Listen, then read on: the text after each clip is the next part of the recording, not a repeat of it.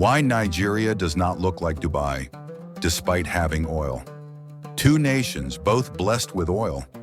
One, a desert land that transformed into a global paradise with glittering skyscrapers and man-made islands. The other, Africa's giant, rich in culture, rich in resources, yet still struggling with roads, electricity, and basic infrastructure. Why does Nigeria, despite being blessed with oil wealth, not look like Dubai today? This is the tale of oil, leadership, and lost opportunities. Oil is often called black gold. In Dubai, oil was discovered in the late 1950s. The United Arab Emirates was a small desert community with fishing villages and pearl trading as their main source of income. When oil came, it was like a miracle, but the leaders knew it wouldn't last forever. They treated it as seed money for the future. In Nigeria, oil was discovered around the same time, in the 1950s. The land was vast, fertile, and full of people. Nigeria was already a powerhouse, with agriculture and trade fueling its economy. When oil revenue began to flow in the 1970s, the country was expected to rise to global greatness. Instead, something went wrong. Dubai's transformation is not just about oil, it's about vision. Sheikh Rashid, and later his son Sheikh Mohammed bin Rashid Al Maktoum, looked beyond the oil. They built ports, free trade zones, and airports. They invested in tourism, finance, and technology. Their philosophy was simple: oil will run out, but innovation and services will last forever. In Nigeria, leadership was unstable. Coups, military regimes, and corruption shaped the nation's destiny. Instead of long-term planning, short-term gain became the priority. Leaders built personal wealth while public infrastructure collapsed. As the saying goes, vision builds cities, corruption builds mansions. Dubai's leaders built a city, Nigeria's leaders built private empires. Another key difference is people.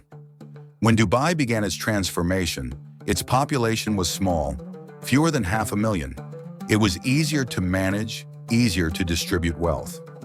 Nigeria, however, is home to more than 200 million people today, and even in the oil boom years, it had tens of millions to feed, educate, and employ. Add to that ethnic and religious diversity, political divisions, and conflicts over who controls oil wealth.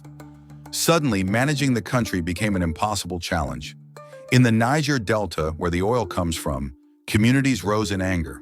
They saw wealth flowing out of their land, while their rivers were polluted, their children poor, their villages abandoned. Oil that was supposed to unite Nigeria became a source of division and violence. Dubai understood one truth: oil money is temporary. That's why they invested early in other industries. They built Emirates Airlines, attracting millions of travelers. They turned Dubai into a global hub for finance, real estate, and tourism. Today, less than 5% of Dubai's economy depends on oil. Nigeria took the opposite path. Agriculture, once Nigeria's backbone, was abandoned. Manufacturing never reached its full potential. Over 80% of Nigeria's government revenue still comes from oil. Every fall in oil prices shakes the economy, leaving millions vulnerable. As one analyst once said, Dubai used oil as a ladder. Nigeria used oil as a bed. One climbed to new heights, the other fell asleep.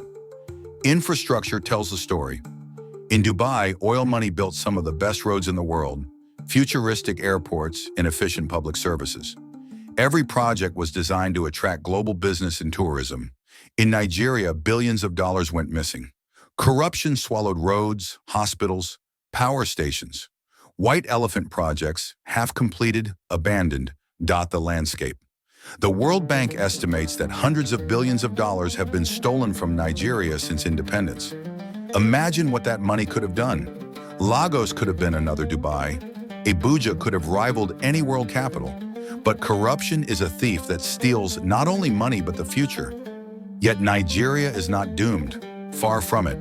This country is home to one of the youngest, most creative populations in the world. From music and movies to technology and innovation, Nigerian youth are shaping Africa's culture and future. Lagos is already being called Africa's Silicon Valley.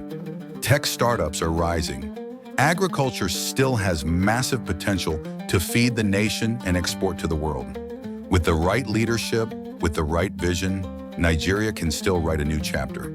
The oil may not have built a Dubai yet, but Nigeria's human energy is stronger than oil. That is its true wealth. The tale of oil is not about what you find underground, but what you build above it. Dubai's desert became a city of dreams. Nigeria's oil fields became a story of struggle, but the future is not yet finished. Nigeria's next generation still has the power to change the ending of this tale. This has been World Nations Tale.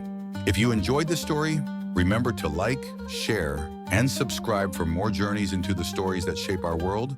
See you in another video.